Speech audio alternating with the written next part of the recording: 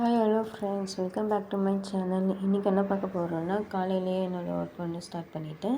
இன்றைக்கி 40 டேஸ் சேலஞ்சில் வந்து இன்றைக்கான டேயில் வந்து நான் என்ன பண்ண போகிறேன்னா கவுண்டர் டாப்க்கு கீழே இருக்கிற இந்த பிளேஸ்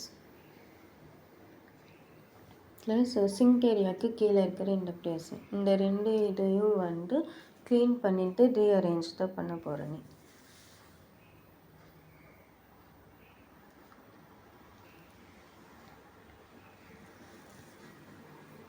கூட வந்து சமைச்சிக்கினே வந்து கவுண்டர் டாப்பையும் அப்படியே க்ளீன் பண்ணிக்கணும். ப்ளஸ் இந்த ப்ளஸையும் வந்து ரீஅரேஞ்ச் பண்ண போகிறேன்னு. சரி பார்க்கலாம். இப்போ பார்த்திங்கன்னா வந்து கீழே வந்து எல்லாருக்குமே வந்து க்ளீன் பண்ணிவிட்டு ரீஅரேஞ்ச் பண்ணிட்டேன். இன்சைடு வந்து பால் பாத்திரம் இதெல்லாம் வந்து இன்சைடு வச்சுட்டேன். கீழே வந்து பார்த்திங்கன்னா மாவு அரைக்கிறதுக்கு யூஸ் பண்ணுற ரேஷன் அரிசி, பச்சை அரிசி, அம்மா க்ரோசரி இதெல்லாம் வந்து இங்கே வச்சுன்னு இருக்குது. மேலே வந்து ரேஷனில் வாங்குகிற அரிசி, ரேஷனில் வாங்குகிற அந்த சர்க்கரை, இட்லி அரிசி, அப்புறமா எண்ணெயில் பொரிக்கிறது, அப்புறமா வந்து ரேஷனில் வாங்குகிற அந்த தோரம் பருப்பு, அதுக்கப்புறமா மிளகாத்தூள், பின்னாடி வந்து எண்ணெய் இருக்கும். இது வந்து காஞ்ச மிளகா. இவ்வளோ தான் இங்கே இன்சைடு இருக்கிறது. அப்படியே இன்சைடு வந்தீங்கன்னா சிலிண்டர் பக்கத்தில் பார்த்தீங்கன்னா வந்து சாப்பாட்டு அரிசி வச்சுன்னு இருக்கேன்.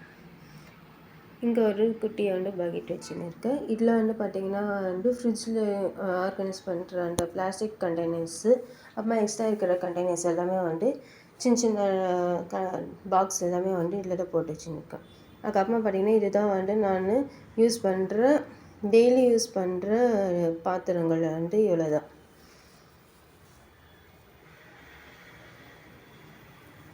அவ்வளோதாங்க, இன்றைக்கான க்ளீனிங் ப்ராசஸ் வந்து ஃபினிஷ் பண்ணிட்டேன். மேலே பார்த்தீங்கன்னா வந்து கவுண்டர் டாப் வந்து நைட்டாக வந்து க்ளீன் பண்ணுவேனே.